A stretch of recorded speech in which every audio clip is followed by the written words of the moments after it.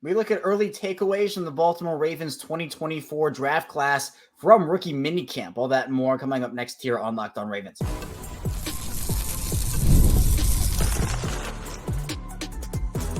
You are Locked On Ravens, your daily Baltimore Ravens podcast. Part of the Locked On Podcast Network, your team every day. Welcome into another edition of Locked On Ravens, your daily Baltimore Ravens podcast. I'm your host, Kevin Oestreicher of Ravens Wire, coming to you from the Locked On Podcast Network, your team every day. Thank you so much for being here, making Locked On Ravens your first listen each and every day. We're free and available on all podcasting platforms. That includes in video form on YouTube. You can like the video, subscribe to the channel, turn notifications on. Also in audio form, you can also turn notifications on, follow along, subscribe over there as well. 5 days a week of daily Ravens coverage. So Ravens news, analysis, updates, we're here for you. Tell a friend, tell a family member. We have them covered with daily Ravens content right here on Locked On Ravens. Today's episode of Locked On Ravens is brought to you by Monopoly Go.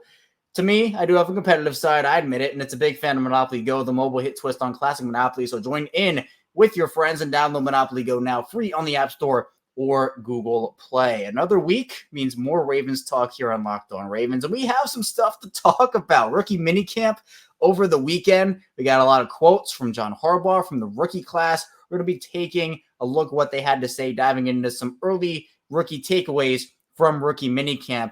Then we'll do a little bit of a look back on the draft. Obviously, we're just over a week since the draft has concluded, so we will talk about that in the second part of the show. And then the Ravens wide receiver room could already be pretty set by now. Not totally. Obviously, everybody has a shop. We're going to talk about that because Odell Beckham Jr. officially has a team, and it is not the Ravens. So we'll take a look at that move as well. We have plenty to talk about. Let's just go. Let's just dive right into it here. Really appreciate everybody for being here again. I know this kind of gets into the lull period of the offseason. We actually will.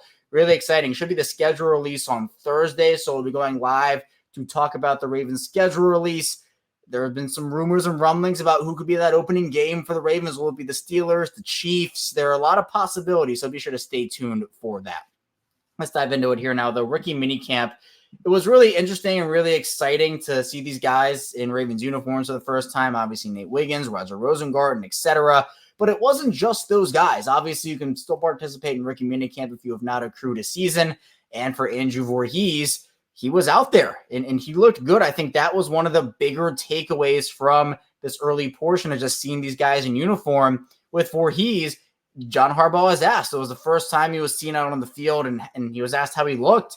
And he said, quote, yes, he looked well-trained, very well-trained. He's been here just basically working out for a whole year. He was already a strong guy. He bench pressed without an ACL last year at the Combine and almost set a record. He looks strong. He looks great. I'm looking at him right now. He's big, strong, moving his feet well. He's been studying for a whole year. I thought he looked like you'd expect him to look. Now, Voorhees also did not have a brace on, so he was practicing without the brace. That's a really good sign. To me, this is a guy that is, all accounts point to him winning the starting left guard job or a starting guard job in this offense based off of how the draft went. The guard board not really being there for Baltimore in the mid rounds, maybe as they anticipated. So they have a couple of guys who they at least trust in Ben Cleveland, Andrew Voorhees. You throw Saleh into that mix for competition purposes, Josh Jones. Like you have options, but it seems like the fact that Voorhees was able to just kind of sit back for a year, study, work out, rehab, and he looks good moving.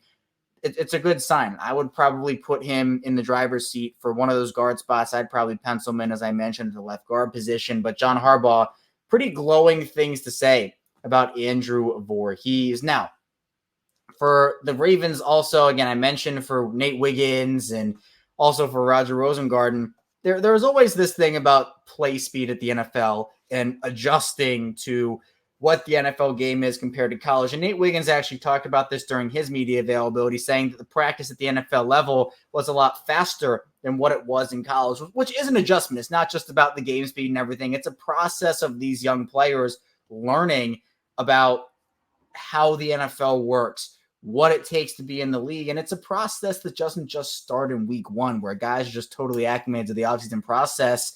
It takes some time. Now, for Wiggins, obviously, he is a little bit on the thinner side. He's probably going to have to add some weight. Both he and Rosengarten, some similarities there in terms of just needing to add a little bit. But when John Harbaugh was asked about his impressions of Nate Wiggins, he said he looked good. With a guy like that, it's not so much about coming back tomorrow. It's about being better tomorrow, making the transition to the pro game, like I just talked about there. So Harbaugh said, as good as he looked technique-wise, there are so many things that he needs to get better at. He's open to that, and that's a part of it. No rookie that comes into the NFL is perfect. No rookie that comes into the NFL is a fully polished NFL player. That's just not how it works. So for Wiggins, we know his strengths, but we know there are also areas he can get better at. Is he going to be a shutdown press corner in this league? Maybe you can hope he doesn't have to be 300 pounds to play the cornerback position. It's not like he doesn't have to add all that weight, but I think a little weight for him while not losing the speed is the key aspect. You drafted him for the speed, right? Not only, but that was a big draw to Nate Wiggins is how fast he is, the recovery speed. You don't want to put too much weight on him to the point where he loses some of that speed and all of a sudden he's not as effective in that area. It's a perfect balance. The Ravens, Wiggins, they'll figure that out as time goes, hopefully. But Harbaugh said there were some good things to look at and good things to like there from Nate Wiggins. Now, he also talked about Roger Rosengarten a little bit, and he was asked about the similarities between maybe Rosengarten and Patrick McCary. Talked about the versatility aspect of that too. Talked about how Rosengarten's a really good athlete, and same thing with Pat McCary as well. Moves his feet really well too. So there's a lot where the Ravens with these draft prospects, sometimes they're really in on a guy. And, they watch the workouts. They're all involved. Well, with Rosengarten, Harbaugh hadn't seen Roger Rosengarten work out. He saw him in person in the championship game between Michigan and Washington when obviously John was there for Jim. But to see him in person out there moving his feet, John Harbaugh said, he's like, all right, he's everything we thought he would be. So athletically, the Ravens were very pleased with that as well. Now, something that I do want to note here, and we're going to be talking about this throughout the rest of the week because I think it is a big talking point. Injuries are already running rampant for the Ravens at rookie minicamp and just for the Ravens in general. Adisa Isaac ended up hurting, I think it was his ankle, if I'm not mistaken. So that's an area, we got the film of him, but he ended up, I think, getting banged up. Rasheen Ali was coming off of a Senior Bowl injury, the bicep, so he's recovering from that. Bo Braid was in a walking boot. So there are a lot of other things as well. So for Rasheen Ali in particular, John Harbaugh gave an update. He said he's going to be able to do more and more as we go here in the offseason. They want to protect the bicep as well. And so John Harbaugh actually said Bo Braid rolled his ankle on Friday because this was on Saturday. So Bo Braid rolled his ankle on Friday. So he didn't come out. Adisa Isaac, it was his hamstring. So I apologize. Not an ankle for Isaac. It was an ankle for Bo Braid and a hamstring for Adisa Isaac. My apologies there. So it does happen. John Harbaugh said that kind of stuff happens. It does happen. It's a little concerning when you already have 3 rookies with injuries too, which happened during practice. So that's not fun. But at least those guys are able to get in a little bit of work, hopefully speedy recoveries. I'm not sure the severity. He didn't really go into any more detail than that. But for Rasheen Ali, it's about doing the non-air stuff right now, running those drills.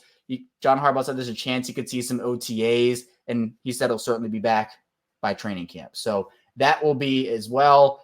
But other than that, the one really interesting part of this, and this is also, we're going to have a show, or at least we're going to make a bigger show out of it this week. The Ravens and their undrafted guys, one of the really intriguing players here, and we're going to be talking about him, is Joe Evans. I mentioned him on the undrafted deep dive with Kadri Ismail. If you want to go back and watch that show, we dive into some insight on some of the Ravens undrafted class.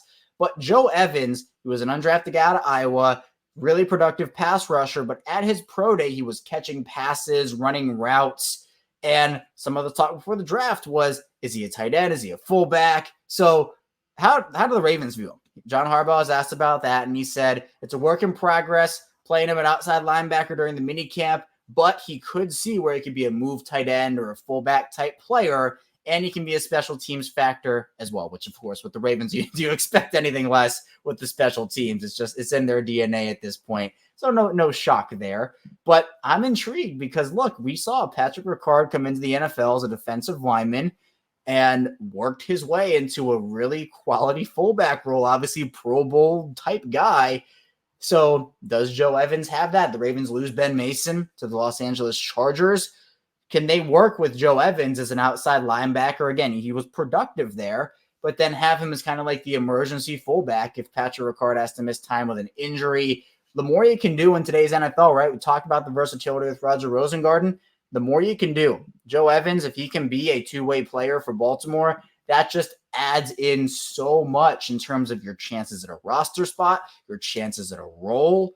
So that to me was another takeaway is maybe the Ravens are seriously going to use Joe Evans not only as an outside linebacker, but maybe they use him on offense too. So that was really exciting. Then for the other parts of this, TJ Tampa obviously was very excited to be a Raven. John Harbaugh also talked about TJ Tampa a little bit too, saying that it wasn't really expected it was going to fall there. They weren't expecting themselves to be in a situation where they double dip at corner that way, but you take it and you evaluate. And that to me, I think is a really big part of this too.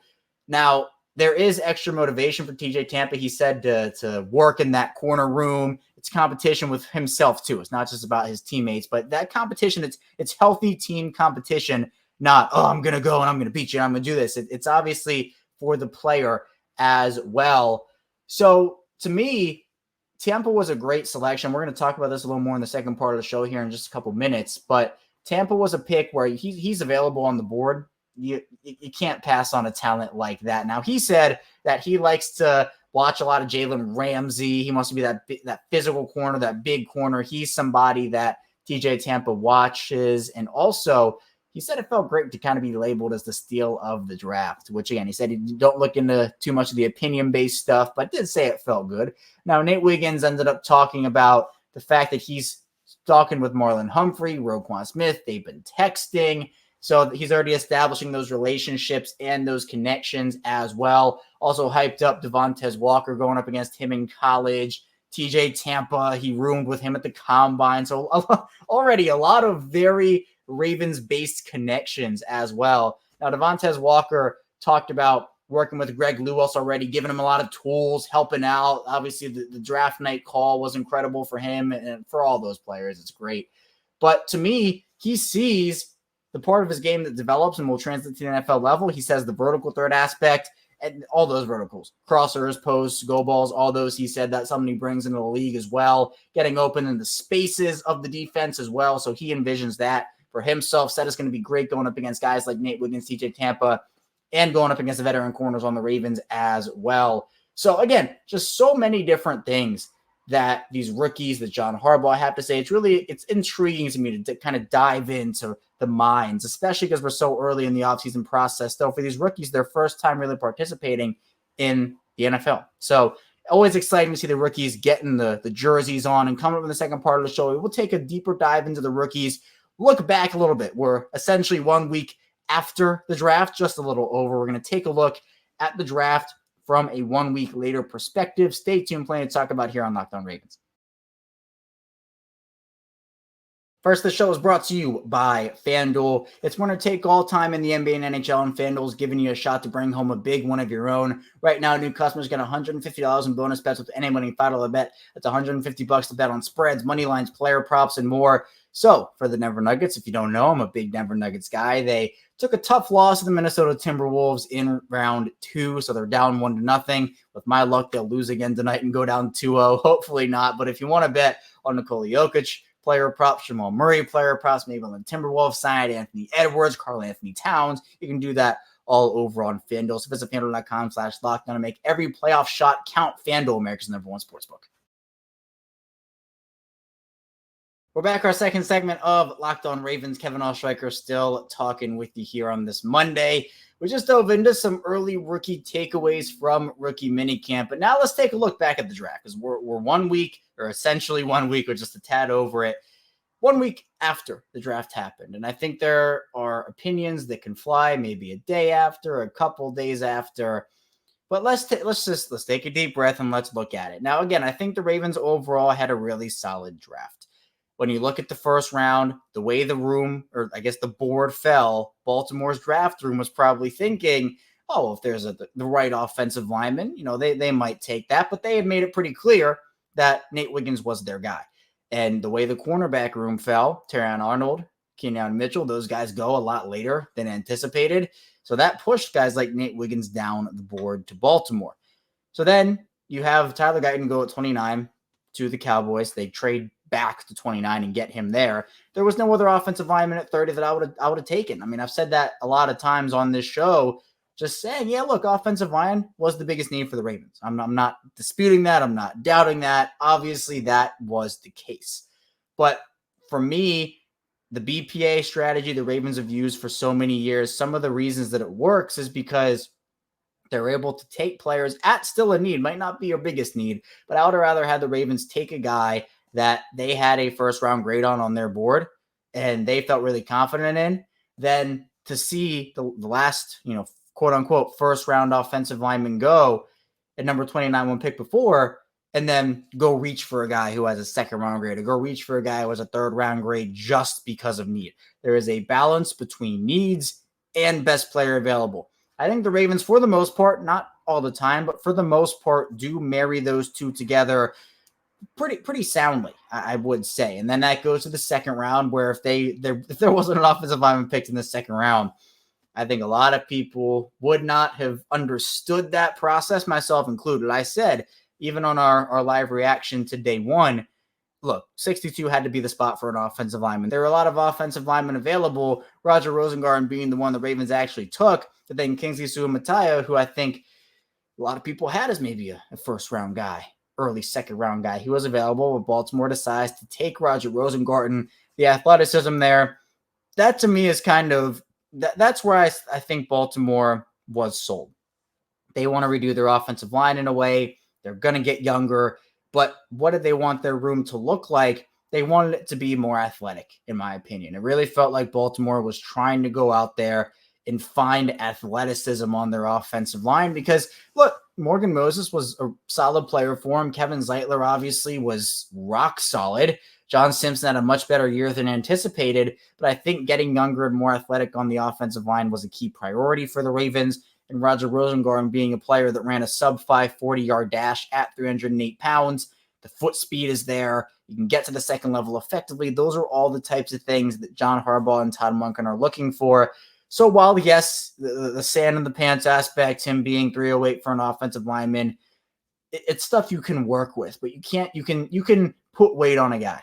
But it's hard to teach some of the traits and some of the physical attributes that Rosengarten or Nate Wiggins, for that matter, has. So that's why I think, there has to be another balance between traits and film and traits and athletic testing. But again, I think the Ravens do that pretty soundly. Then you take Adisa Isaac. I would have probably gone guard here, but again, the guard pool was pretty drummed down at this point. A lot of guards, Gruber Beebe and Dominic Puny, all those guys. The guard board was pretty dry at that point. So again, Adisa Isaac was solid value, all things considered. I would have probably tried to go for a guard if there was one or a wide receiver, but the Ravens thought that the value was great. I did. The player, I think Adisa Isaac is fine. A lot of development, right? I don't think he's going to have a huge role year one, but I think it's a solid pick that, again, positionally I might have gone differently, but the player I'm okay with. Then you go and you look at a guy like Tez Walker in the fourth round. I like this pick. After guys like Javon Baker go and Troy Franklin, I think Tez Walker was probably the guy I would have gone with next there. Someone who can be a vertical threat, right? And a player that I think will have some level of a role. I think the Ravens can put some packages together for him. Then you have the rest of day three, which obviously we talked about TJ Tampa, how good he was, Rasheen Ali. I think that pick was fine. And then, you have the others as well, Devin Leary, Nick Zamex, and UC Kane. All, solid overall. I mean, again, Leary pick is one I might not have made, but they feel confident enough. John Harbaugh talked about this at rookie minicamp. The arm talent, Leary apparently looked good at minicamp. So we're going to see how that translates over. Maybe he can turn into the backup of the future. So again, I'm not ruling out anything from him. It's not about Devin Leary, but it's just about the value. So it could happen. I think overall, again, I give this draft a B+ from Eric DeCosta. I kind of had the same thing for my initial reactions 1 week out. I probably have the same thing. The first 5 picks, I think, were pretty beautifully orchestrated. If you want to throw Rasheen Ali in there for 6, but I think the first 5 were great. Last 3 to 4, I think they were fine. Again, the Leary pick is the one that if I had to say, I don't know about that one, that would probably be the one. But maybe I would have taken an offensive lineman a little earlier than Nick Zamek, but they like him as versatility. And obviously, UC Kane has some versatility as well. So I would definitely call this one more of the B+ range. I think it was a solid draft from Eric DeCosta. Has a lot of potential, 1,000%. Coming up We're going to be talking a bit more about the Ravens wide receiver room, talking about Tez Walker in that second segment.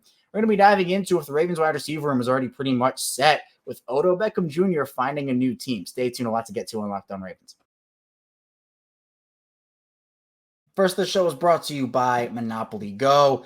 All right, game off. We got to pause here to talk more about Monopoly Go. I know what you're saying, flag on the play. I already talked about that, but there's just so much good stuff in this game. In Monopoly Go, you can team up with friends for time tournaments where you work together to build up each other's boards. The more you win together, the more awesome prizes you unlock, and there's so much to get. Unique stickers you can trade with friends to complete albums for big prizes, cool new playing pieces to travel boards with, hilarious emojis for taunting friends when you smash their buildings or heist their vaults. Plus, Monopoly Go feels new and exciting every day with constantly changing tournaments and challenges. A ton include their own unique mini games like digging for treasure or a robot Pachinko machine. And there's always new time events that help you win big, like massive multipliers for everything you win or rent frenzies. There's always something fun to discover on Monopoly Go, so get off the bench, you go download it now, free on Google Play or the App Store. Game on. And this show is brought to you by DK Law Group. When you need a law firm, do you want the legal runaround or would you rather have a no-nonsense approach? Well, you get the latter with DK Law Group. DK Law Group is a Maryland-based law firm who is redefining the legal process with their modern approach. DK Law Group specializes in real estate law, estate planning, business law, and family law. They're tech savvy. They treat clients like family, and they focus on keeping your legal solutions simple. DK Law Group is a woman-led firm with Diana Khan at the helm. Diana has been called an unparalleled legal expert by some. One of the things you'll quickly notice with DK Law Group is their transparent pricing. They believe clarity and cost in no one left in limbo. DK Law Group knows that speed is key by leveraging technology. DK Law Group streamlines the process to serve you better and faster. Contact DK Law Group today at dklawmd.com. Locked On listeners can call today to schedule a free 30-minute consultation when you mention the tagline Empowering Legacies. We're back, our final segment of Locked On Ravens. Kevin Oestreicher here with you still on this Monday. Really appreciate everybody again for tuning in today and making Locked On Ravens your first listen each and every day. Be sure to subscribe to the channel, follow along. Video form, audio form really helps out a ton. We're building a great community here on Locked On Ravens in video form, in audio form, social media, subtext. Really appreciate everybody who's shown me support here over the years. Again, going on almost 5 years now of hosting this show every single weekday. Have not missed one episode. 1241 consecutively on the weekdays here today for me. Really appreciate it again. It does not go unnoticed, I'll tell you that. But let's talk about the Ravens wide receiver room. We've had this conversation a lot in many different iterations over the last 4+ years. And of course, for the Ravens, the wide receiver conversation is one that seemingly never ends. Now, there's a lot of conversation, especially around the draft, of potentially Odell Beckham Jr. coming back to the Ravens after everything that's kind of unfolded with Baltimore and the wide receiver group over the last week, couple of weeks, even months, if you want to go back that far. Just really seems like the Ravens weren't really interested, or I shouldn't say that. I should say that it just never really made sense for Odell and Baltimore to continue their relationship. Odell penned a goodbye to Baltimore a few weeks ago, so it didn't seem like their relationship was going to continue. But there was some, is Odell going to come back? Stirring the pot a little bit, Odell did, and Lamar got into the action as well, if I remember correctly. But the way that I see it now, Odell, obviously, for those who don't know, signed with the Miami Dolphins. So he is now out of the picture. He teams up with Tua Tagovailoa, Tyreek Hill, Jalen Waddle, that whole explosive Miami offense. Will be able to work off of those guys. I think actually a pretty solid fit for Odell. For Odell, I know the contract that he signed put a lot of eyes on him and a lot of pressure on him to perform like that 15 million, 18 million guaranteed, right, Odell? If I'm remembering right now, it's a base of 3 million for Odell in Miami, worth up to 8.25 million. So that's a pretty big difference compared to what he got in Baltimore as opposed to now what he has in Miami. But for Odell, great veteran leader for Baltimore, really embraced his role. And a guy that did make a couple of big plays for Baltimore every couple of weeks, it seems. So, again, someone that did not live up to the 15 million, 18 million, up to 18 million price tag, but still was a valuable player for Baltimore last season, even if it didn't necessarily show on the box score the way many would have liked it to. But with Odell now out of the fold, to me, I think it gives the Ravens a pretty set picture of what their wide receiver room could look like. Zay Flowers is your 1. Rashad Bateman is your 2. Feels like Nelson Aguilar is going to start the season as the 3. Tez Walker in his role is the 4. Then you can kind of maybe pencil in Tylan Wallace or Deontay Hardy. You can kind of flip-flop those guys between 5 and 6. Now, there are some other free agent options available. I know I've seen some Michael Thomas conversation over the past couple of days. I've seen some other stuff about other veteran free agent wide receivers. But to me, that would involve, and this is kind of the same conversation with Odell, would involve 2 things. The Ravens are all in on Rashad Bateman here, it feels like. And again, there's some risk in that. I definitely view their risk. But if they're really all in, they shouldn't bring in somebody that is going to compromise Bateman and that full belief and that full trust and potentially take away snaps. Like, I think I'd feel a little better with Michael Thomas on the roster in terms of risk. But I think the Ravens really want to see what they have. I think they truly believe in the potential. And if that's the case, bringing in a guy for Bateman to look over his shoulder, kind of like what it was with Odell last season, that doesn't make sense for the Ravens. So it's either, for me, they're all in or they're all out on Bateman at this point. Like, they gave him the extension. They've brought in guys for visits like Michael Gallup, Josh Reynolds. Like, those aren't guys that Bateman's going to look over his shoulder and say, oh, that guy's challenging me for the 2 spot. No, it seems like the 2 spot is Bateman's. Seems like, I mean, the Ravens historically, for the most part, not every single season, but historically have kept 6 guys as their wide receiver room. So as I just mentioned out there, those 6 would either involve the Ravens getting rid of a Tylan Wallace. Maybe they get rid of Deontay. They're probably not going to get rid of Deontay Hardy because he's their kick return guy. They're their return specialist. So to me, it feels like, while it's not all set, obviously there could be some undrafted guys to make a name for themselves or something crazy can happen. Maybe the Ravens do decide to keep 7 wide receivers. I don't know. But for now, it seems like the Ravens wide receiver room, this could be a position that is already all but set, barring a couple maybe tweaks here and there at this point, which is kind of crazy to think about, in all honesty. But it could honestly be the way that it looks, and we might just have to look back, in a couple months and say, oh, they had their entire wide receiver group ready literally a week after the draft. So really interesting, but a ton of Raven stuff, even though I know we're kind of in the lull period of the offseason. But rookie minicamp is always exciting, and always conversations here on Locked On Ravens. So I appreciate everybody for tuning in today. Thank you so much. Be sure again to subscribe, follow along, video form, audio form. Really appreciate it. Coming up tomorrow, more Ravens content. Stay tuned. I'll see you right back here tomorrow on Locked On Ravens.